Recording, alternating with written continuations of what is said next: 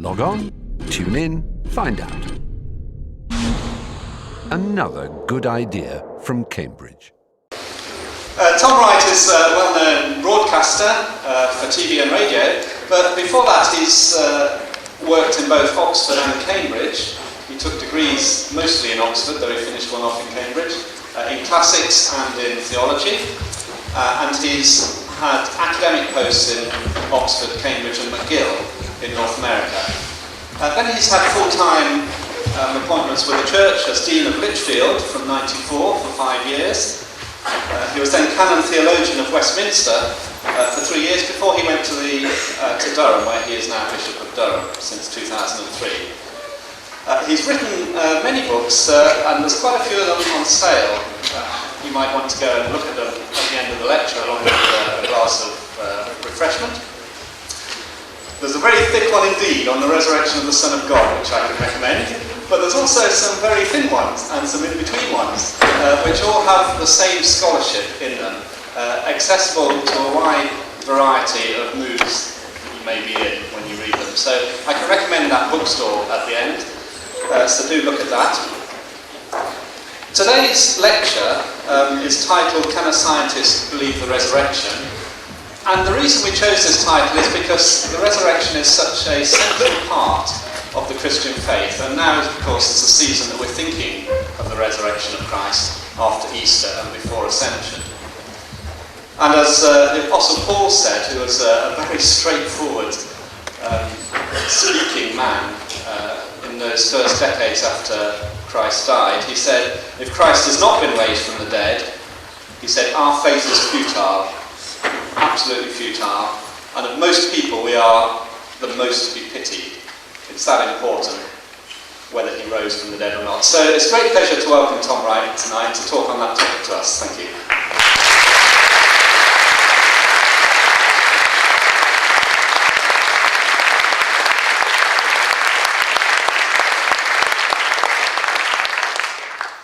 Good evening. Thank you for your welcome and for actually the unexpected invitation to deliver this lecture. I say unexpected because I don't normally lecture on titles with the word science in them, for a very good reason. I make no claim to know anything about science. I did precisely 1 year of physics and chemistry at school, and since I knew before I began that I was going to give them up to concentrate on classics, I confess that I did as little work as I could without actually entering a penal zone. In fact, my chemistry report in the summer of 1963 said he has maintained his position in the class, which was, of course, 24th out of 24. And then the master added, with occasional signs of interest now and then. I did, however, love mathematics with its elegance and its harmonies, and that was the subject I was most sorry to give up after O-level, but that's another story. I wrote that line in this lecture before I knew that, to my shock, the man who taught me maths when I was 13 was going to be in the room tonight. So a question beginning, can a scientist, is a bit of a dangerous one for me to address. Of course, it's possible to give a short and trivial answer, like the man who, when asked whether he believed in infant baptism, said, sure, I've seen it done. That, of course, exposes one of the problems with the phrase believe in. Does it mean believe that it can be done, or believe that it should be done? And there are other possibilities too, as we'll see. So, similarly to the question, can a scientist believe in the resurrection, one might simply reply, sure, I've seen it done. I know plenty of scientists, including some in this city, who firmly and avowedly believe in the resurrection of Jesus, and some indeed who have given a solid and coherent account of why they do so.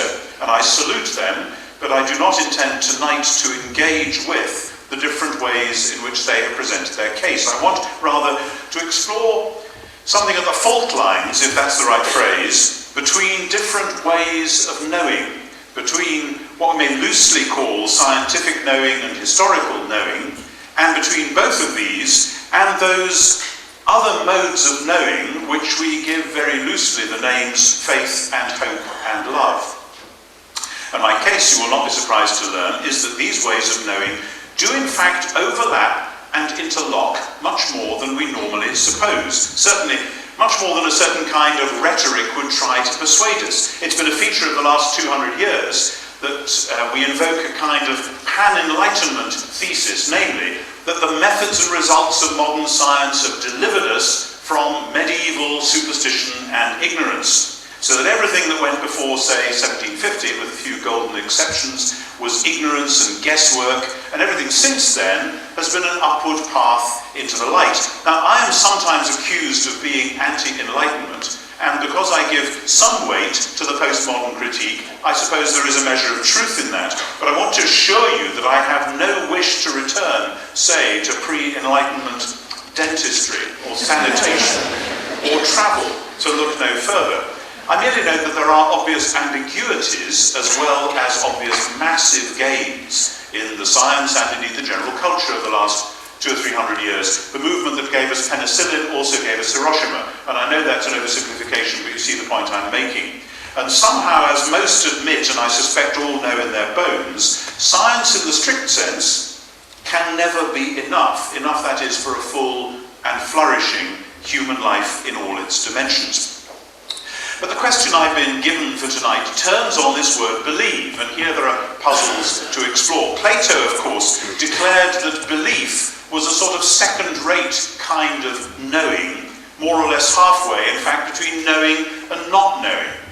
So that the objects of belief possessed for Plato a kind of intermediate nature, that which is halfway between being and not being.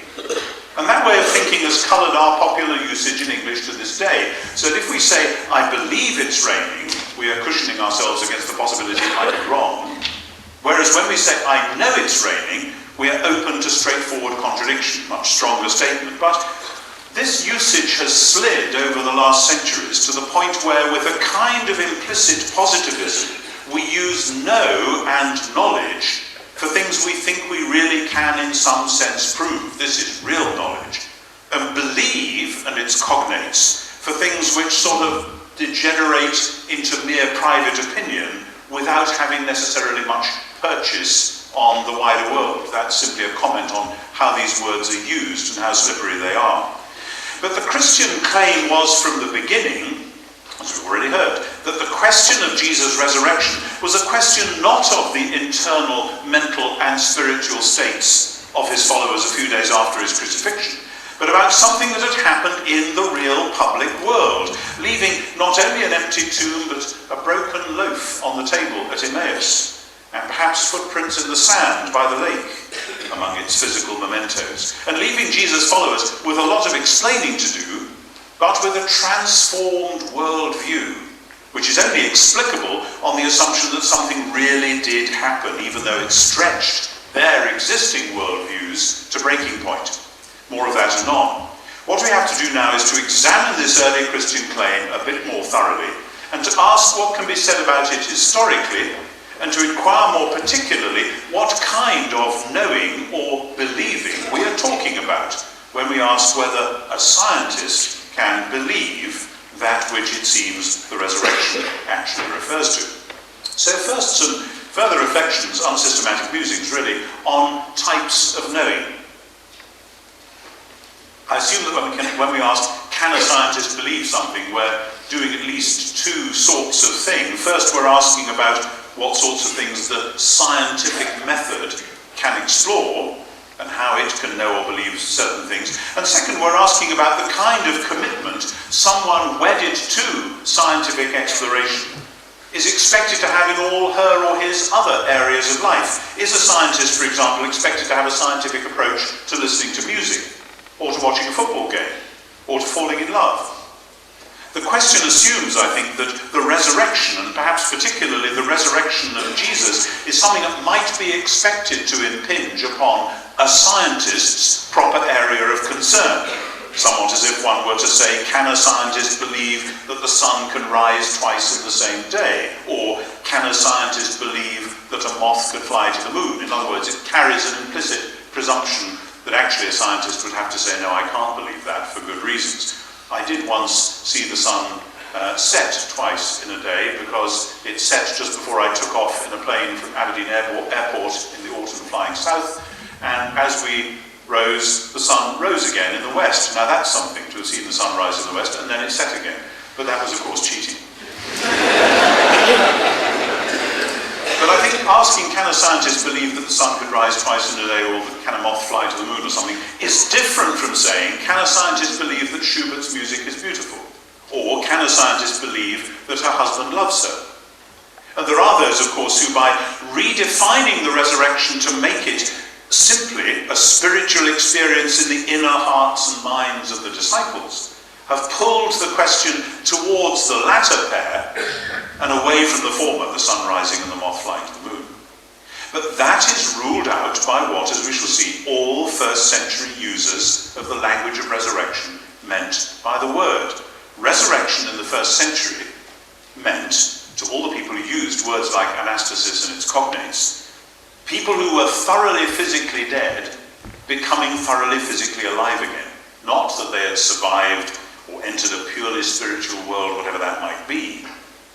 And resurrection, therefore, impinges, the claim of resurrection impinges on the public world.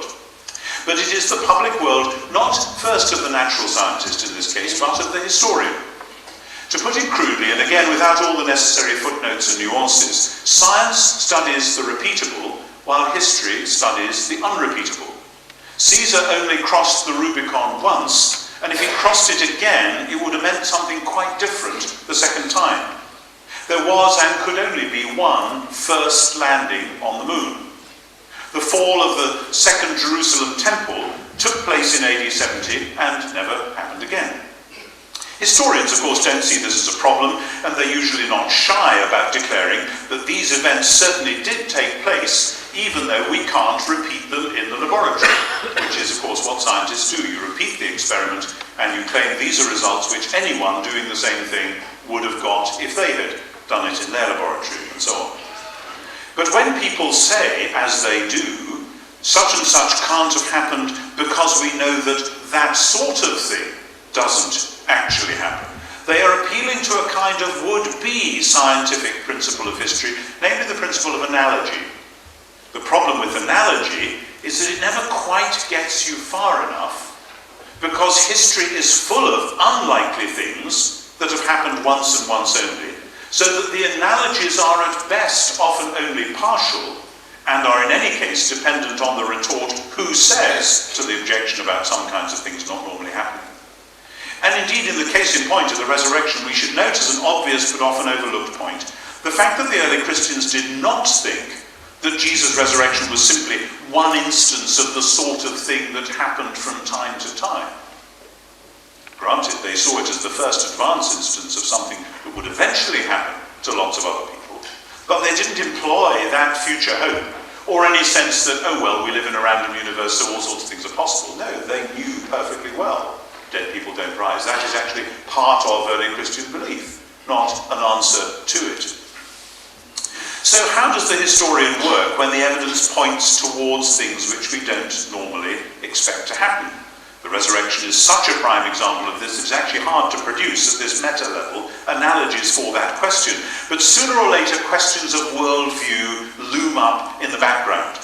And the question of what kinds of material the historian will allow on stage is inevitably affected by the worldview within which he or she lives. And at that point, we're back to the question of the scientist who, faced with the thoroughly repeatable experiment of what always happens to dead bodies, what has always seems happened and what seems likely always to go on happening, declares, no, the evidence is so massive that it's impossible to believe in the resurrection without ceasing to be a scientist altogether. That's the point at which we must switch tracks and go to the evidence itself. What can be said within whatever might be called scientific historiography about the proposition that Jesus of Nazareth was bodily raised from the dead? I have sketched elsewhere the map of ancient beliefs about life beyond the grave. You've already had a plug for the big green book called The Resurrection of the Son of God. The bit of the lecture which follows now tracks with that book quite closely at certain points, summarizing maybe 100 pages in every 2 sentences. So, apologies. Not quite, but nearly. When you you look at the map of ancient beliefs about what happens beyond the grave, you discover that ancient paganism contains all kinds of theories, but whenever resurrection is mentioned, the answer is a firm negative. We know that doesn't happen. This is really worth stressing in tonight's context. I once did a television debate with Gerd Ludemann, who's a skeptical German New Testament scholar, who thumped the table at one point and said, "We know that resurrection does not happen." I said, "How do you mean we know?" And he said, "We have 200 years of scientific work to back up the fact that resurrection doesn't happen." I said, "You don't have 200 years. You have however many years there have ever been. Plato knew the dead don't get raised. Homer knew the dead don't get raised. Aeschylus makes it a major point in one of his plays. Pliny the Elder, when challenged about the odd idea that somebody's heard about resurrection, says, no, of course that doesn't happen. This is not something that it took 18th century scientists to figure out." So everyone in the ancient world knew that. Ancient Judaism, on the other hand, is rooted in the belief that God is the creator of the world, or to put it the other way around, that there is a creator of the world who we'll call God for the sake of argument, and that this God, who is the creator, will one day put the world to rights. Will sort the whole mess out. And if you take creation and judgment in that sense, putting to rights, together, and see what they do when they meet in the middle, you discover again and again, especially in times of persecution and martyrdom, people say, resurrection, new creation. Resurrection is the point at which creation and judgment meet in the middle.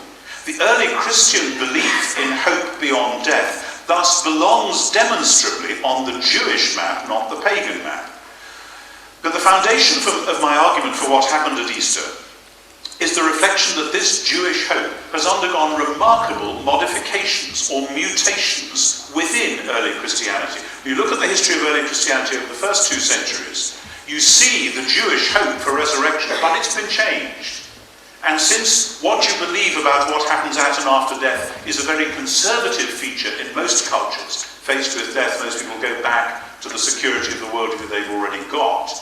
It really does pose the historical question, why did they change their beliefs like this? It can't have been because going out from Judaism they were adopting bits and pieces of paganism, because paganism said it doesn't happen. Why did these mutations happen within Judaism, in the version of Judaism that the early Christians held? And let's be quite clear what we're talking about with resurrection. Resurrection is a belief in a 2-step post-mortem future. Resurrection is not dying and going to heaven. I've said it often enough, I'll say it again. Heaven is important, but it's not the end of the world. The Christian belief, like the ancient Jewish belief, is that after death you go to be with God, Christian language, with Christ, whatever, but that then there is a second stage, which is God's new creation, within which we're promised resurrection. That's the basic shape of the belief, Judaism and Christianity. So there are 7 mutations which I have tracked, and I'm giving you them very briefly, and each one could be spelled out and annotated. The first mutation is that, unlike ancient Judaism, there is virtually no spectrum of belief in early Christianity. Judaism, you have the Pharisees who represent the majority, who do believe in resurrection, but you have the Sadducees who don't, and you have people like Philo who believe in a one-step disembodied immortality. There is no such spectrum in early Christianity. 1 or 2 tiny mutant varieties here and there, but broadly it's amazing just how much they're all on board with resurrection. Second mutation, in Second Temple Judaism, resurrection is important, but not that important. You can read masses of rabbinic tractates without ever a mention of resurrection. It's one topic among others, an interesting one, but not a driving, central, massive thing. It's still difficult to know what the Dead Sea Scrolls thought about resurrection. But in early Christianity, resurrection has moved from the circumference to the center. It's right in the... You can't imagine Paul's thought without it. You shouldn't imagine John's thought without it. If you take away the stories of Jesus' birth, you would lose a couple of chapters from Matthew and a couple of chapters from Luke. Not much else. But if you take away the stories of the resurrection, you won't have a New Testament at all. The third mutation has to do with what precisely resurrection means. Because in Judaism, it's normally left quite vague as to what sort of a body the resurrected will possess. In some of the martyr literature, like the Maccabees, they think of it basically as a body very much like this. You can kill me, you can torture me, the martyrs say, God will give me a body back just like this. Okay. But others talk about the body shining like a star. Daniel chapter 12 and elsewhere. But from the start, the early Christians didn't believe quite either of those things. They believed that the resurrection body, though it would certainly be a body in the sense of a physical object in our language, would be a transformed body. A body whose material, created from the old material, would have new properties. That's what Paul meant by the spiritual body. People often misunderstand that and think he means a non-physical body. The RSV and the NRSV have really left us in the mud at that point with bad mistranslations. No, but the word, sometimes translated spiritual there, doesn't refer to the thing of which the body is made. It refers to the energy which is animating the body. It's like the difference between a steamship and a sail ship, as opposed to a wooden ship or a steel ship. This is about the energy which animates. It's a body animated by the Spirit. And the point about this body is that whereas the present flesh and blood is corruptible, doomed to decay and die, the new body will be incorruptible. 1 Corinthians 15, one of Paul's longest discussions of anything actually, is about the Creator God remaking the creation, not abandoning it, as Platonists of all sorts, including the Gnostics, would have wanted. The fourth surprising mutation is that the resurrection has split into two. For ancient Jews, the resurrection was what would happen to everyone at the end of time. For the early Christians, it's already happened in Jesus as a kind of advanced down payment of what is to come at the end. Think of John 11, where Jesus says to the sisters grieving over Lazarus, your brother will rise again. So yeah, he'll rise again, the resurrection, on the last day. And Jesus says those extraordinary words, I am the resurrection. Resurrection has ceased to be a hope about the future and has become a person in the present. That splitting apart of resurrection is a total novum in Christianity. Where are we? Fifth mutation within Jewish resurrection belief. I'm indebted to my friend and sparring partner Don Crossan for this. In a debate he talked about collaborative eschatology. That because the early Christians believed that something had begun in the resurrection of Jesus, they believed that it was now the Christian task to work with God, as it were, for the final realization of the eschaton, not sit back passively and merely wait with nothing to do. If Jesus was God's future arriving in the present in person, then those who belonged to him were charged with transforming that present in the light of that future. The sixth mutation within the Jewish belief is the new metaphorical use of the word resurrection. That's a little more complicated. There isn't time for that now, but it's in the book. Seventh and final mutation from within the Jewish resurrection belief was its association with messiahship. Nobody had ever imagined that the Messiah would die, especially that he would die a violent death, so nobody in Judaism had said, the Messiah is going to be raised from the dead. From time to time, people pop up with interesting readings of ancient Jewish texts to say, oh yes, they expected an incarnate Son of God who would die and be crucified and rise again from the dead, but actually I don't see it in those texts. What we have is a remarkable modification then, not just of belief in resurrection, but belief in messiahship itself. Where messianic speculations existed, not all Jewish texts seem to believe in a Messiah, but where they existed, the Messiah was supposed to fight God's victorious battle against the wicked pagans, to cleanse or rebuild the temple, and to bring God's saving, healing justice to the world. It didn't look as if Jesus of Nazareth had done any of those things. In fact, it looked rather as though the opposite had happened.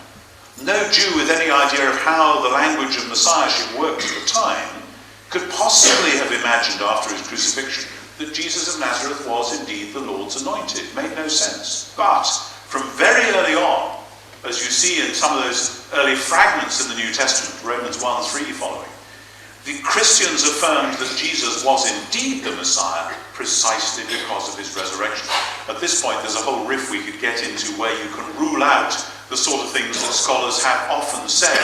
Well, after Jesus' death, they had this innate sense that his project was still continuing, or that God's kingdom was still coming despite losing him, or that he was somehow with them strangely, or whatever.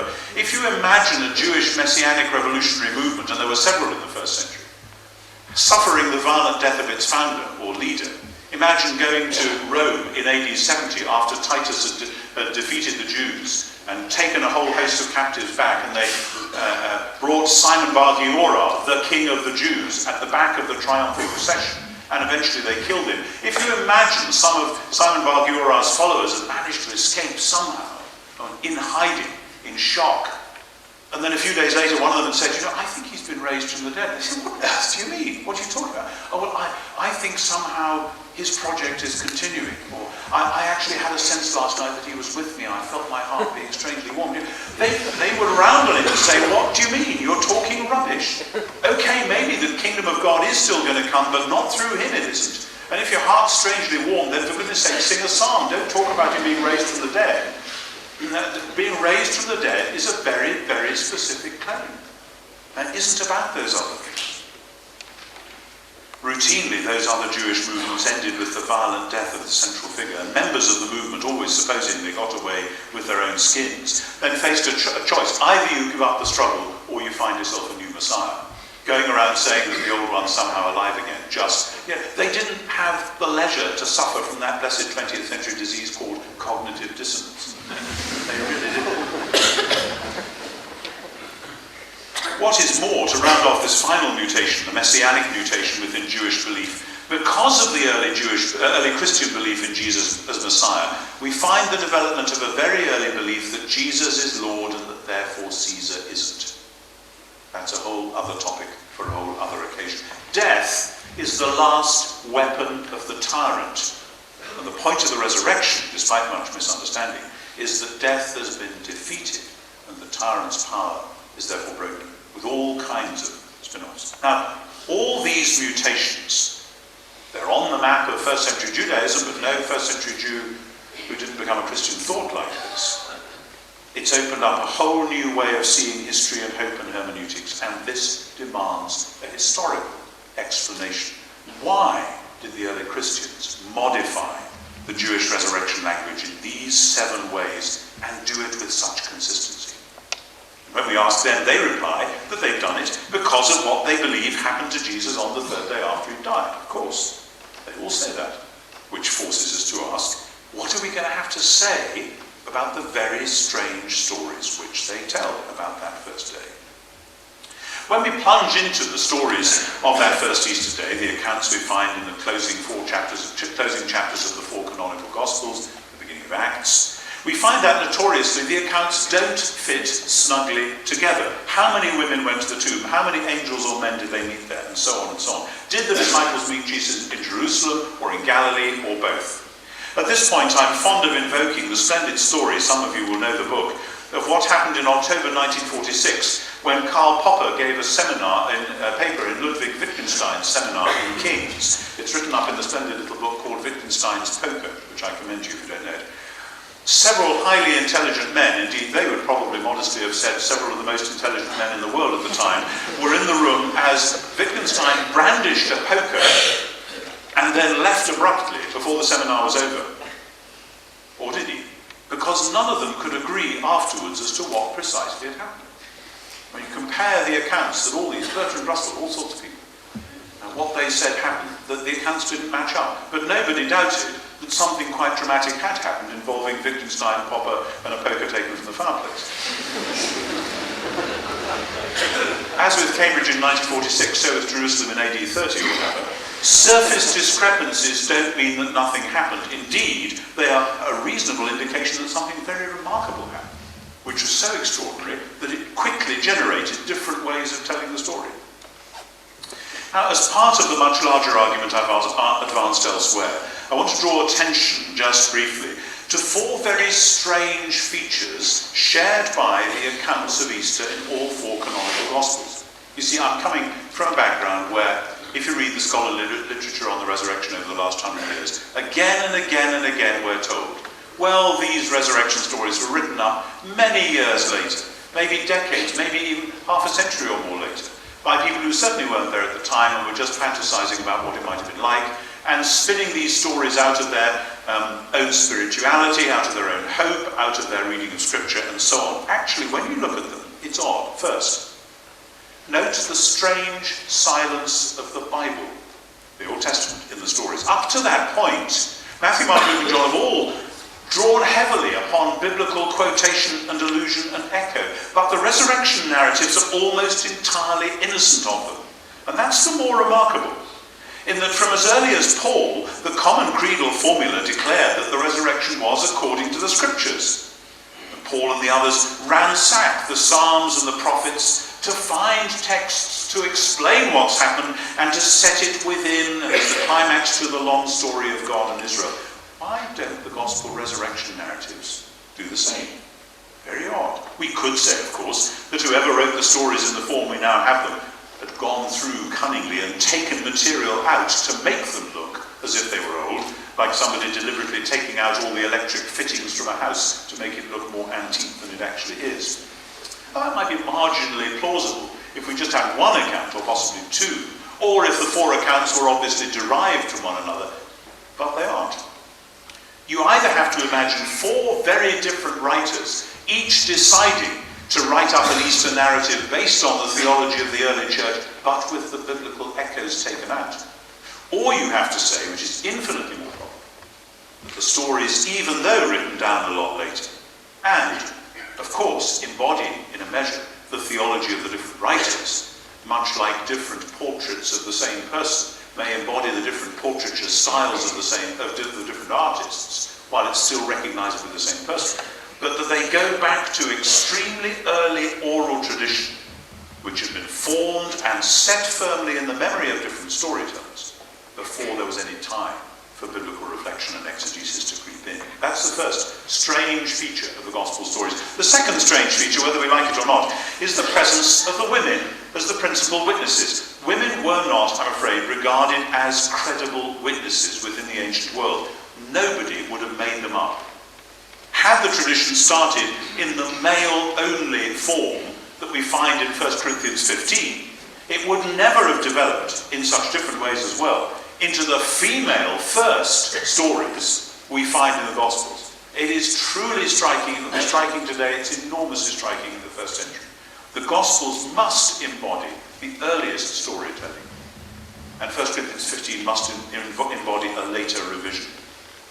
The third strange feature is the portrait of Jesus himself. If, as many revisionists have tried to make out, the gospel stories developed either from people mulling over the scriptures following Jesus' death or a new experience of inner illumination, you would expect to find the risen Jesus shining like a star. That's what the book of Daniel says will happen, and that was a very popular book at the time.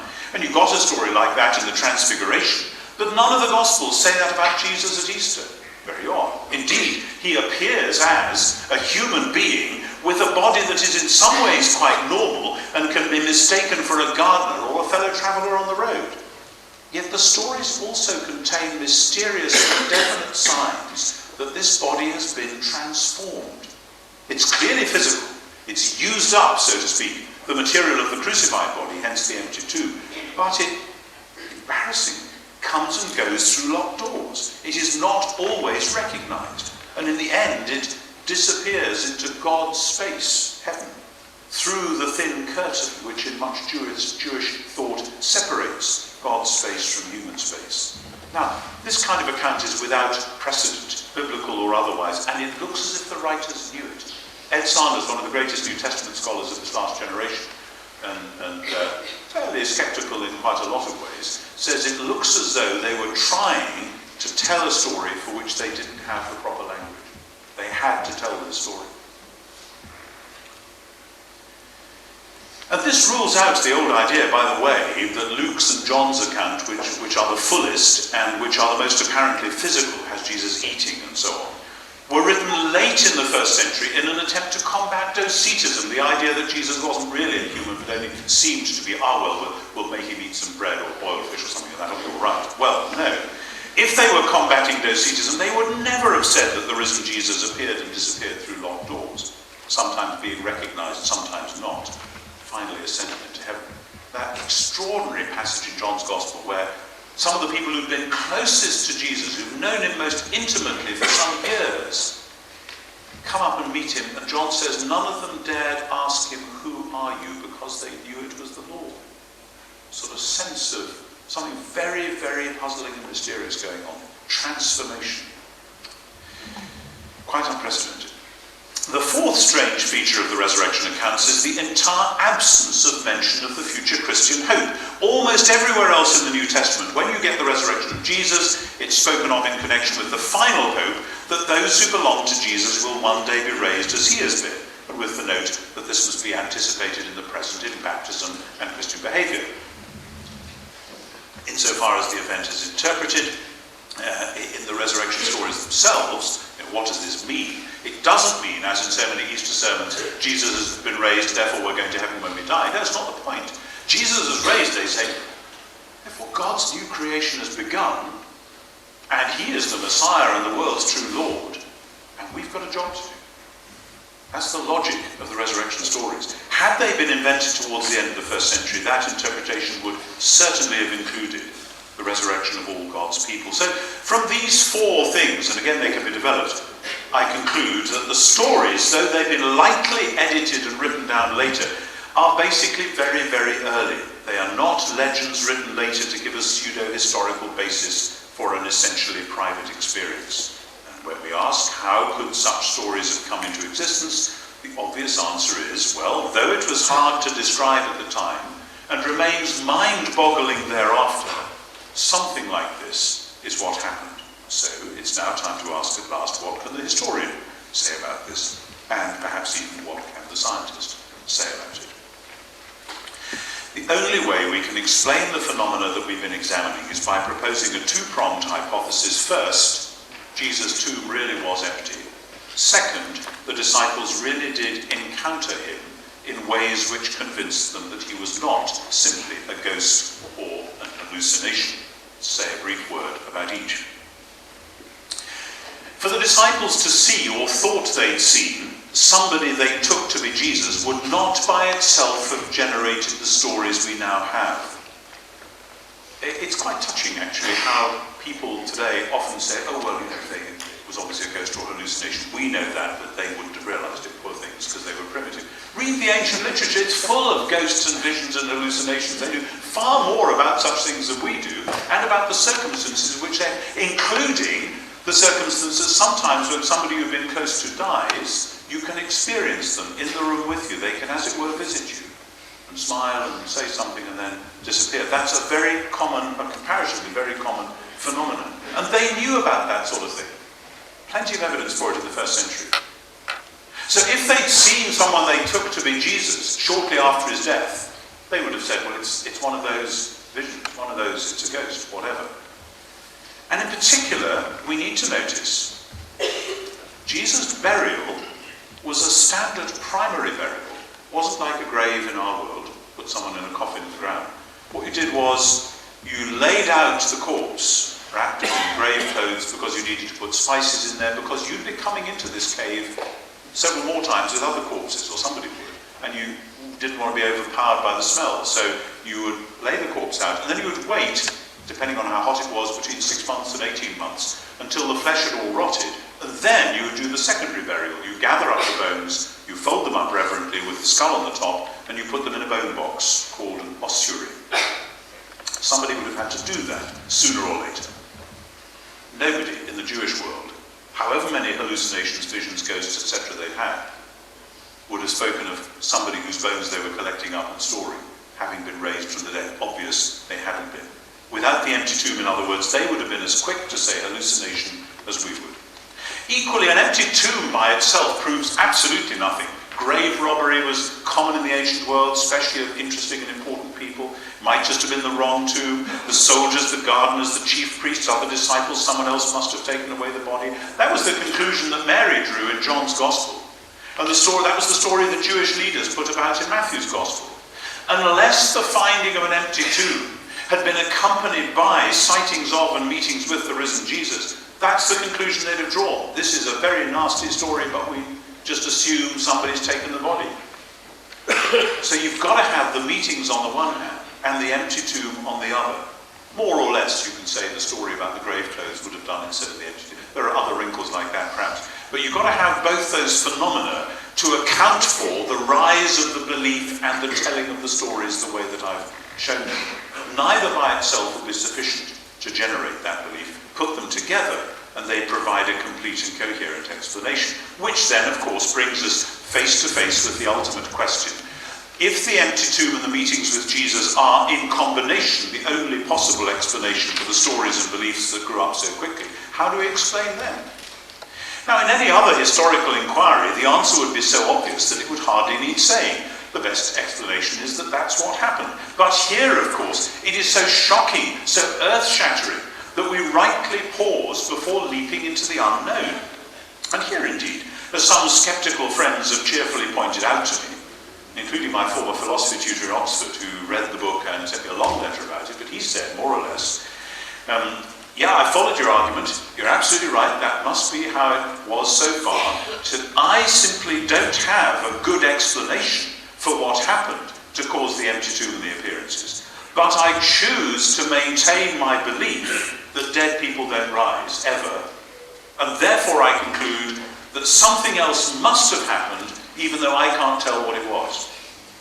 Now that's fine, I respect that position. But I note that it is then a matter of worldview choice, not a matter of saying that something called scientific historiography has forced us to deny the resurrection.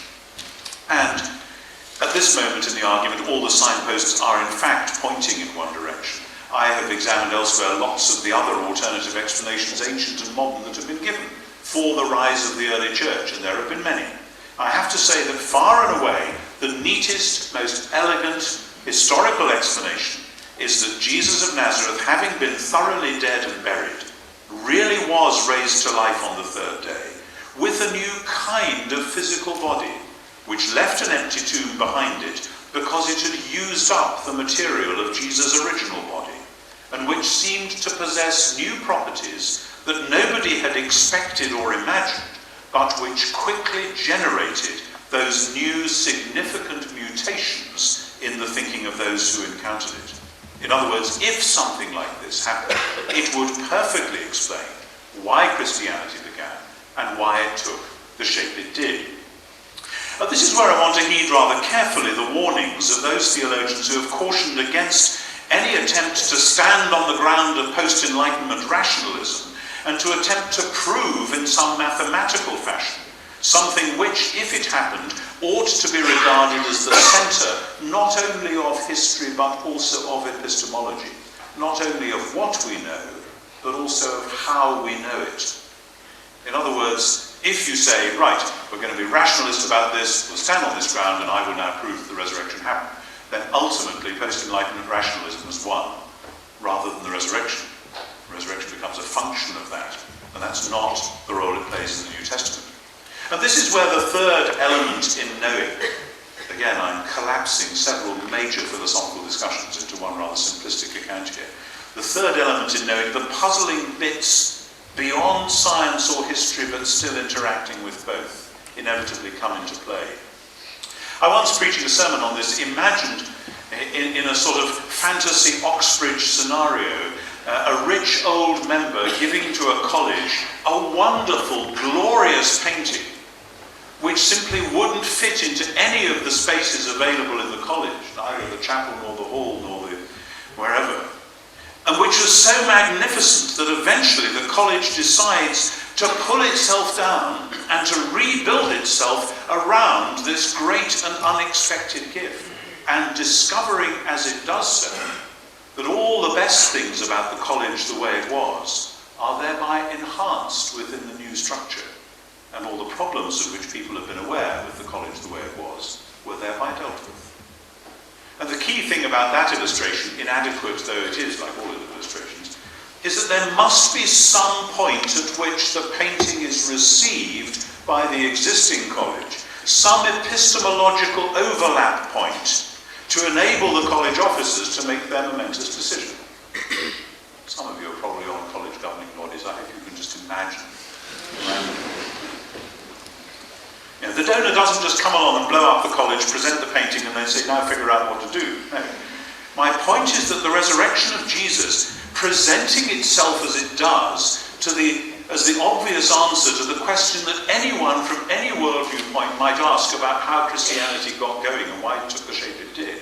The resurrection of Jesus has that kind of purchase on serious historical inquiry, and therefore poses that kind of challenge to the larger worldview of both the historian and the scientist. And the challenge is, in fact, the challenge of new creation.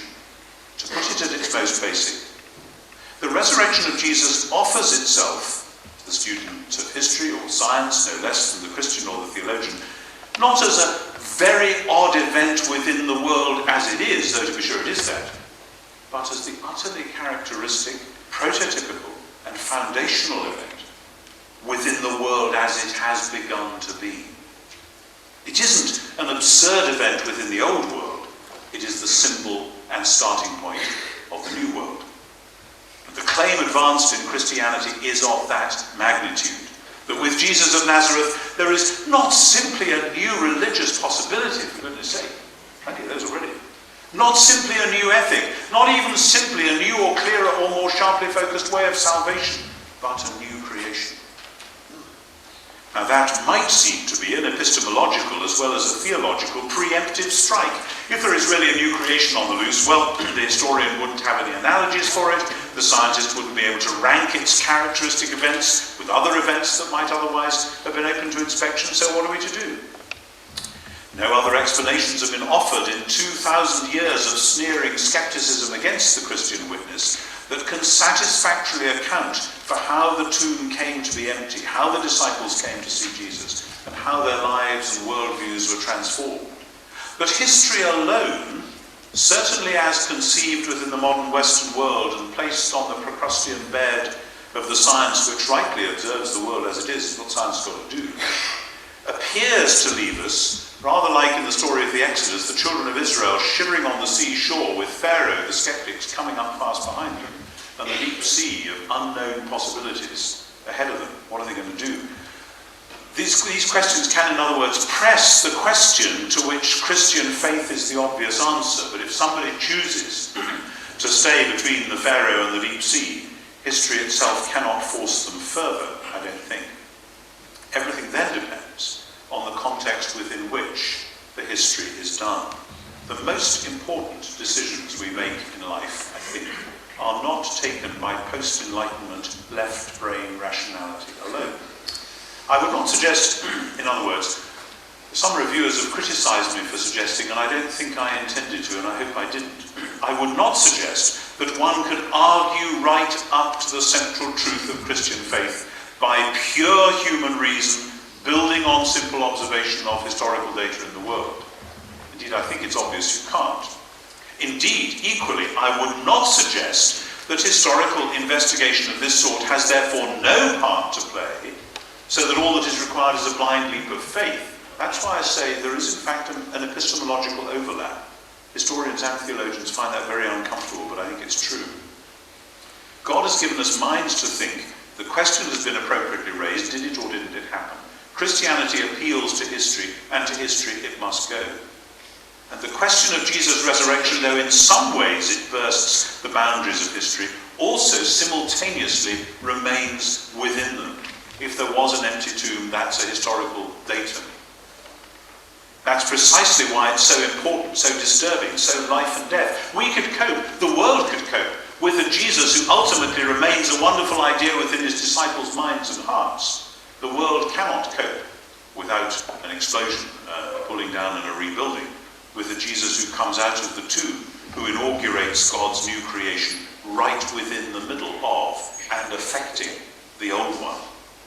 And that's why, for a complete approach to the question, we need to locate our study of history within a larger complex of human, personal and corporate contexts. And this, of course, forms a challenge not only to the historian, not only to the scientist, but to all humans in whatever worldview they habitually live. The story of Thomas in John chapter 20 serves as a parable for this. Thomas, like a good historian, wants to touch and see. He wants evidence, good scientist. Jesus presents him to his sight and invites him to touch. But Thomas doesn't, or we're not told he does. He transcends the type of knowing he had intended to use and passes into a higher and richer one.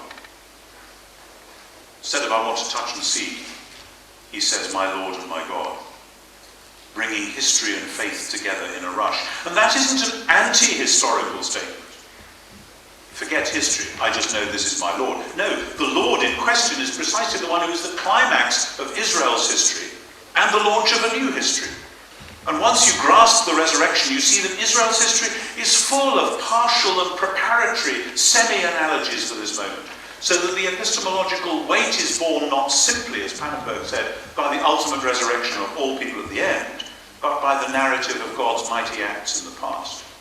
Nor is Thomas's an anti-scientific statement, since the world of new creation is precisely the world of new creation, and as such is open to, and indeed eager for, the work of humans, not to manipulate it with magic tricks, nor to be subservient to it as though the world of creation were itself divine, but to be its stewards. And stewards need to pay close, minute attention to that of which they are stewards, in order the better to serve it and to enable it to attain its intended fruitfulness.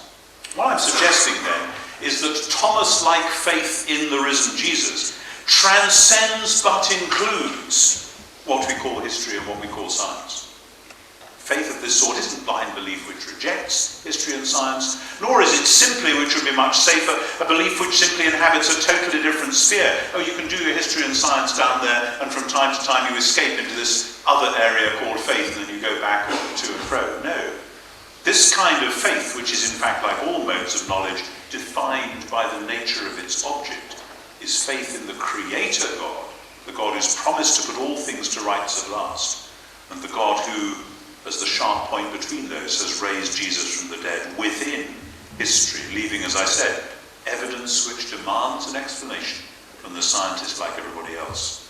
Insofar as I understand scientific method, granted the caveats at the beginning, when something turns up which doesn't fit the paradigm you're working with, one option at least, perhaps, and all others have failed, you've got to try them all out, is to change the paradigm. Not to exclude everything you've known to that point, but to include it within a larger whole. That is, if you like, the Thomas challenge, faith. If Thomas represents an epistemology of faith, which transcends but also includes historical and scientific knowing, we might suggest that Paul represents at this point an epistemology of hope. In 1 Corinthians 15, he sketches his big argument for a future resurrection. And in Romans 8, he talks about the new creation which God is going to make, born out of the womb of the suffering old creation. And because he can glimpse that big picture rooted in God the Creator and God the one who will put it all to rights at the last, he has a mode of knowing which enables him to know about Jesus with a knowledge which is both faith and hope. Much more to be said about that, but not here. I want rather to finish with Peter. Epistemologies of faith and hope, both transcending but including historical and scientific knowing, point on to an epistemology of love, an idea I first met in Bernard Lonergan, but which was hardly new with him.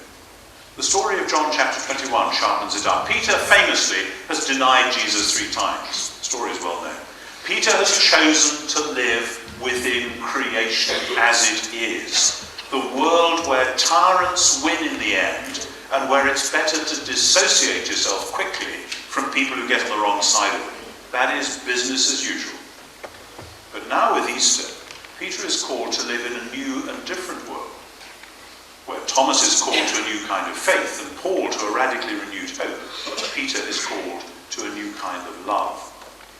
Here I go back to Wittgenstein once more, not this time for a poker, but for that famous and haunting aphorism. It is love that believes the resurrection. Simon, son of John, says Jesus, do you love me? There's a whole world in that question. A world of personal invitation and challenge. A world of the remaking of a human being after disloyalty and disaster. Of the refashioning of epistemology itself. The question of how we know things to correspond to the new ontology. The question of what God's new world is like. Love is the epistemology which makes sense of the new creation. The reality, which is the resurrection, cannot simply be known from within the old world of decay and denial, of tyrants and torture, of disobedience and death. But that's the point. As I said, the resurrection is not, as it were, a highly peculiar event within the present world, though it is that as well.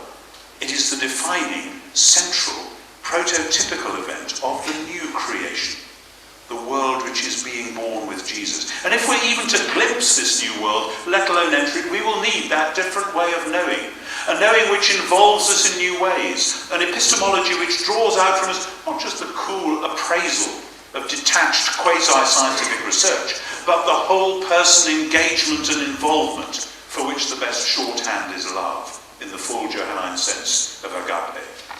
My sense from talking to some scientific colleagues is that, though it's hard to describe, something like this is already at work, where the scientist devotes himself or herself to the subject matter so much that the birth of new hypotheses seems to be not so much of an abstract brain, a computer made of meat, crunching data from elsewhere, but more of a soft symbiosis of knower and known, of lover and beloved.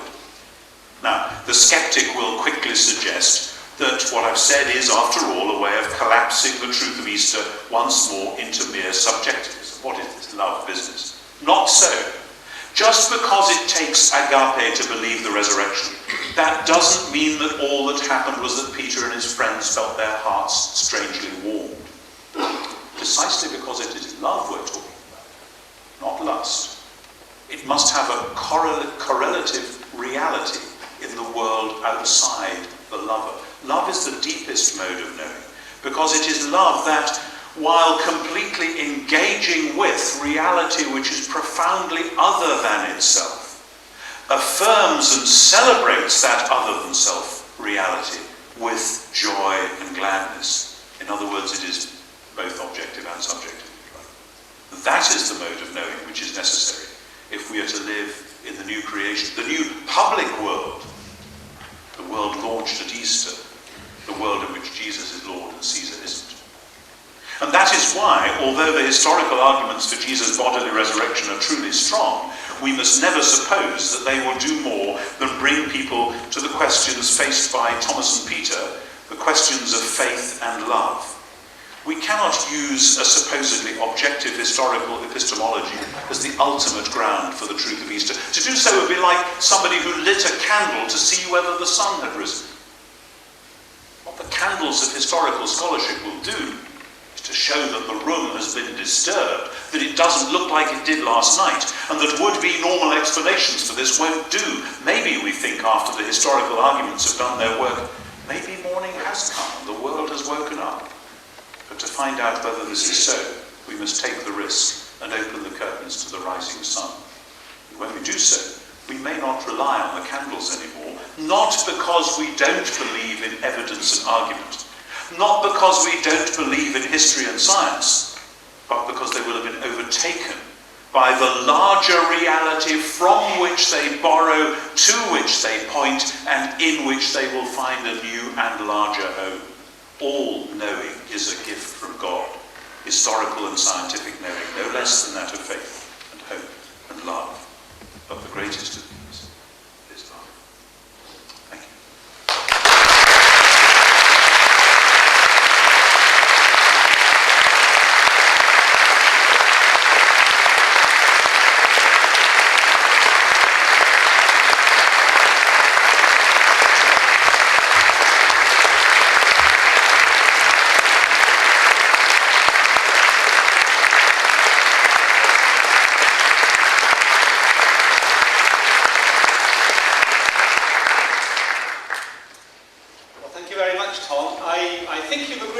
Questions. That's great. We have two roving microphones.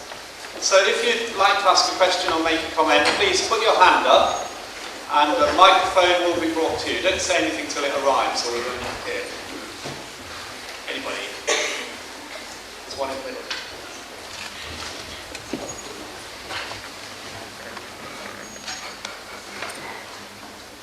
I very much enjoyed the point you've been making about the new creation and our perception of that as being central to the whole meaning of Christianity. And I wonder if you'd like to comment on the view that did the church throughout the Middle Ages increasingly lose the plot in focusing increasingly on the death of Christ and the meaning of the death, rather than seeing our living the new creation as the purpose of what we're about as Christians. Point one, I'm not a medievalist any more than I'm a scientist, so I've been terribly careful about anything between 500 AD and 1500 AD. I'm afraid that's just the syllabus that I did, and I've never remedied that.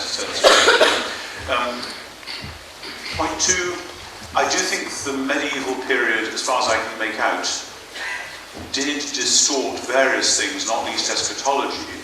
I wouldn't have said this was because of an exploration of the meaning of the death of Jesus, because the New Testament is full of that as well.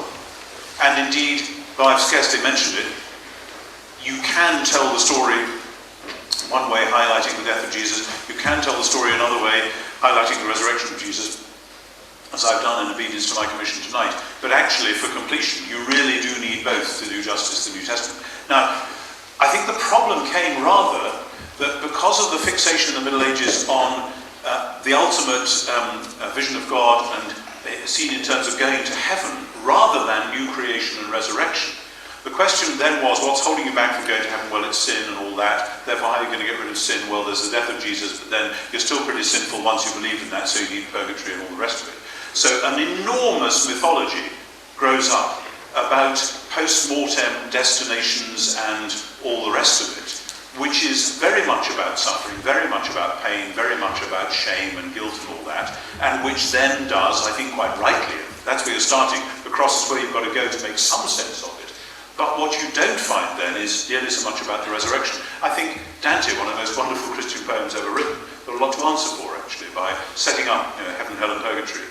And in a sense even, people like Bunyan much later, without much sense of new creation, and of what that two-step post-mortem destiny it might be, then all sorts of other things come in. So I do think there were distortions in the Middle Ages. I wouldn't say it was because of a concentration on the cross, because concentration on the cross ought to be a good thing, something that Paul and John and people do, rather. But because of other things they were doing, I think they distorted what they did with the cross. Very broad brush. So, question right up the back.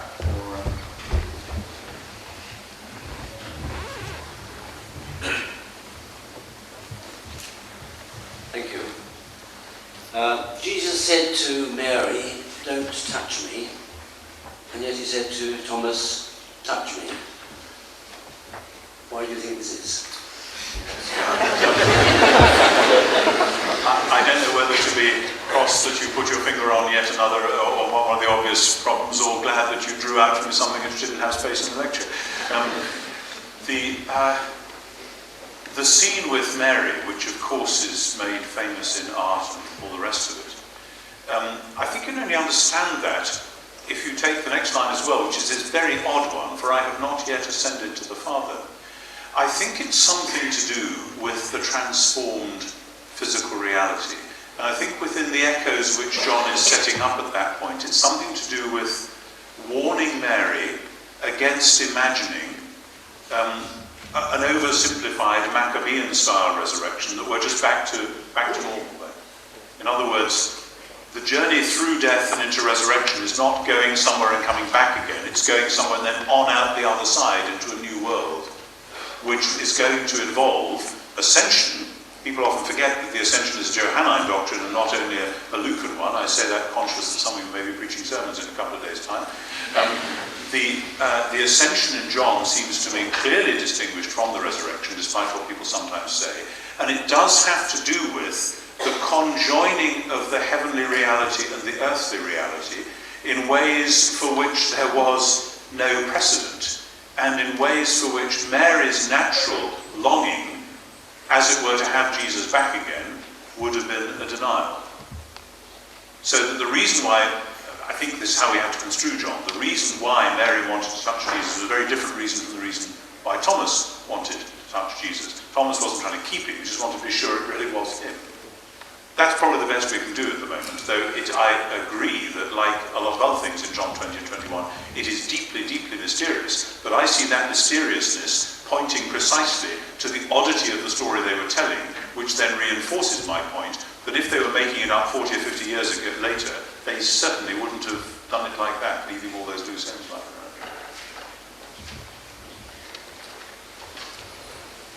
Hand right at the very back. Tom? It's very shy. This is an American audience who've had 50 questions by now. There's an interesting question lurking underneath the one that you were asked to address, which is the resurrection scientifically intelligible? And I was wondering through much of your lecture what your answer was to that. And for much of the time I thought the answer was no. And then about 5 or 10 minutes before the end, I thought you were saying, this is such an extraordinary event, the resurrection, that science has to make some sense of it. And if that involves a change in its assumptions, its methodology, so be it. It's something that science has to come to terms with. But then in the last sentence or two, I thought you were hinting that any way of understanding the resurrection would be so unlike the science we have at the moment that it wouldn't be recognizable as science. So I wasn't in the end quite sure what the implicit answer was to the question, is the resurrection scientifically intelligible? Well, I would have to press you ultimately on what the phrase scientifically intelligible means. If you mean, could we repeat it in the laboratory at will so that we could study it and nail it down, the answer is absolutely not. But if you said, well, in the nature of the case, if there were such a thing, it wouldn't be that sort of repeatability we would be looking for. What we'd be looking for would be other signs of new creation. And part of our difficulty there is that, to be blunt, the last 200 years in the Western Church, we have been so browbeaten by the rhetoric of the Enlightenment that tells us that church history is part of the problem rather than part of the solution, that we sell ourselves short in the church and we fail to point out the many, many, many signs of new creation which have come about through the witness and the work of those who have followed Jesus. Not exclusively, other people have built schools and hospitals, etc., etc.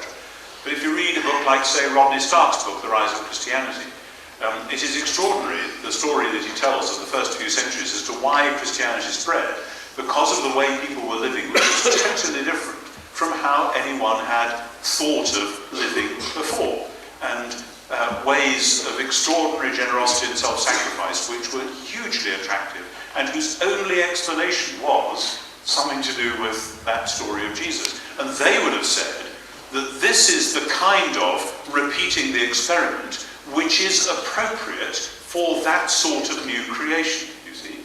So that from that point of view, yes, it's a revaluing of what scientifically intelligible would mean, but it's a way of saying, if you want to see new creation, did it just happen once and then never again? Oh no, it happens in all sorts of ways. And ultimately, the church's glorifying, if that's the right word, of saints, was an attempt to say, at its best, new creation does go on happening.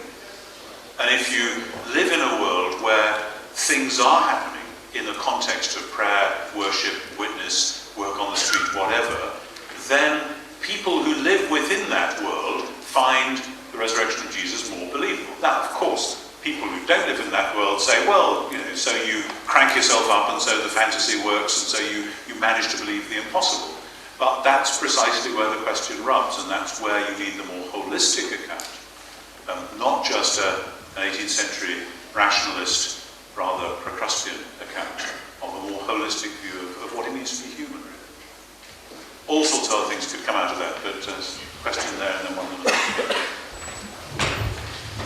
You referred to a professor who chose not to want to believe in the resurrection. And you may be aware there's quite a debate going on in the Times over the last week with Richard Dawkins and then William Rees-Mogg about whether there's such a thing as a fundamental atheist. And people who really choose not to want to believe in God at all, and Richard Dawkins is known for his book, The God Delusion. I wonder whether you could say something to, I imagine there could be quite a lot of people who might even follow his sort of thinking here, as to what you would want to really say to Richard Dawkins or to people who would follow his kind of line of thinking that just refusing to believe. Yes, I didn't finish The God Delusion, I confess. I found that it was the sort of book that once I put it down, it was very difficult to pick it up again.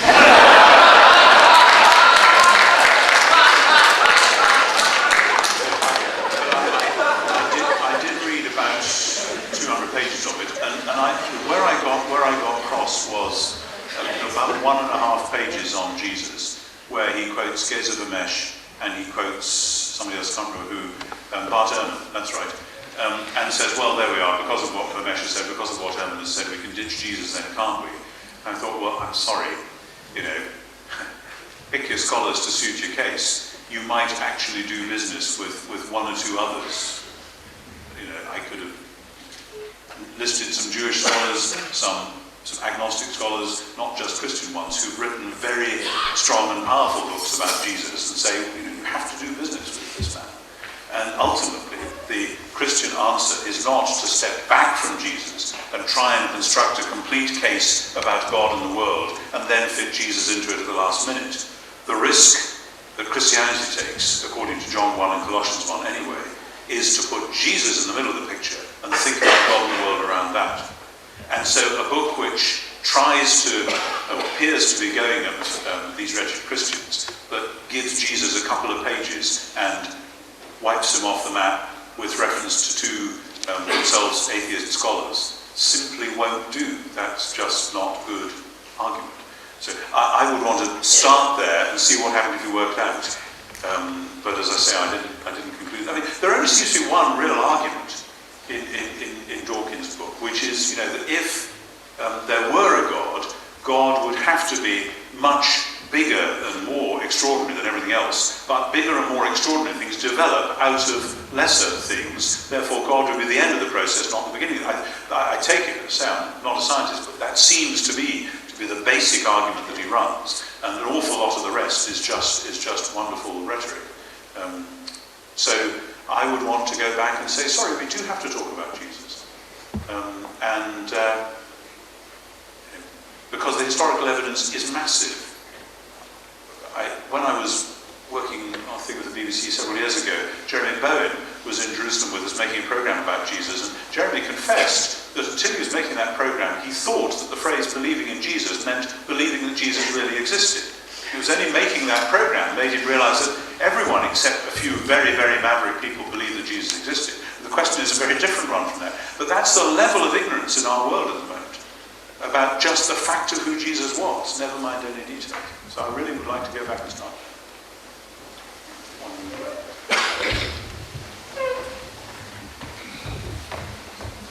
This is just a follow-up from what you've just been saying.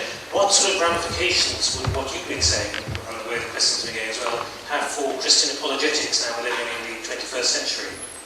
Well, apologetics is a funny old thing. I am suspicious of the ultra-rationalist apologetic, which, and as you will have heard me say, which sometimes really does look as though it's saying, okay, we will have a rational foundation and simply pull in all the evidence and argue our way up, and at the end we've got the resurrection and the Trinity and the this and the that and QED.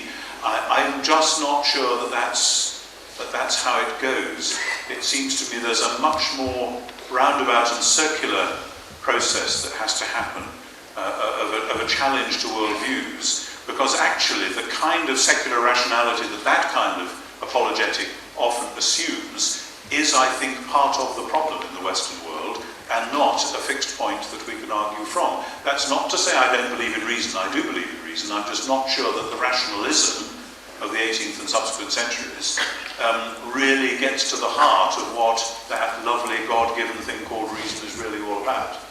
And that's why I want to pull in faith, hope and love, not as a step away from history and science, but as a more fully human way of embracing modes of inquiry, and as a recognition that if you can prove something, A plus B plus C equals D, therefore there's no choice, is there? Then, as one reviewer did say, reviewing my big book, Where's the room for faith in that? Now, I don't quite like that argument, because that implies sort of God of the gaps. You know, the argument will take you so far, and then you suddenly have to take this blind leap. I don't think it's like that either. I think it's that good historical work can scare off some of the possibilities for hiding. I'll start that sentence again. Bad historical arguments about the resurrection often hide in the bushes of faulty argumentation hypotheses. Good historical work can scare them out from behind those bushes and say, sorry, you're faced with a choice. Do you want to live in a world like this, or do you want to live in a world like that? Here's something which happened, which is pushing you towards saying you might consider that. But at that point, you really do have to come around the back and say, if you're considering that, it's not just one thing that you can have and then put on the mantelpiece as a kind of trophy. Oh, I see, right. Now we have this thing called the resurrection, that's okay. No, if you're going to take that, it's like the college in the picture. You've got to tear down the walls and build something bigger. Well, I'm conscious that some people have to get away. Shall we take one last question, and then one just a minute, and then thank Tom very much.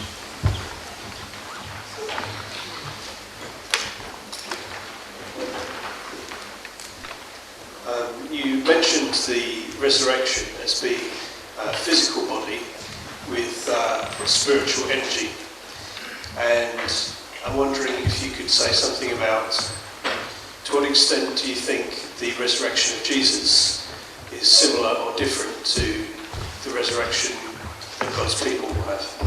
Oh, yes. Paul, obviously, in 1 Corinthians 15, sees the resurrection of Jesus as the prototype for the resurrection of all God's people, with this exception that Jesus was raised without being corrupted, without his body decaying. It's interesting in the early chapters of Acts how emphatic that is, because they're using Psalm 16 as an apologia, saying, David said, you will not allow your Holy One to see corruption. But David died and was buried, but here's someone who died but was buried and didn't corrupt, and he is the Messiah, and God has raised him from the dead without seeing corruption.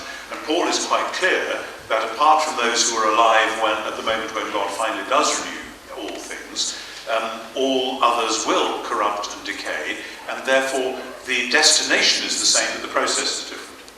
Does that make sense? But let's be quite clear, when we use, see, the word physical carries so many odd connotations for people, and many people in our world, understandably, find it difficult to think of something being physical but incorruptible. And what Paul is talking about, people sometimes play off immortality against resurrection. That's dangerous, because Paul is talking about immortality. It's just an embodied immortality. It's a non-corruptible physicality. And that's why I talk in the book about a transformed physicality. I coined the word trans-physicality. I looked it up in the OED and it wasn't there, so if it is in 100 years' time, blame me. And because there has to be a way of talking about this tertium quid. There's something which we don't know what it is, but which we have to say it is more than what we are, not less. I was talking to somebody at lunchtime today who reminded me that I had said many years ago in a sermon which she had heard, and that, you know, when you talk about somebody who's been ill, say poor old so-and-so, he's just a shadow of his former self. If you're in Christ, you are just a shadow of your future self. There's something more real. And that is what you're seeing in those resurrection narratives, which is why they're so mysterious. Who is this? It is Jesus, but, you know, do we recognize it? It is Jesus, but he's not incorruptible. And that's the thing that we're promised. Well, before we thank Bishop Tom again, let me remind you there are refreshments at the back. There's a great bookstall there, and we'll be around, and Bishop Tom will be around just for informal talks for the next 3/4 of an hour or so, so please do take advantage of that. If you want to know what the next lectures are, please do look at the Faraday Institute. Just Google Faraday Institute, and you can get put on the email newsletter list if you would like to. So let's thank Bishop Tom.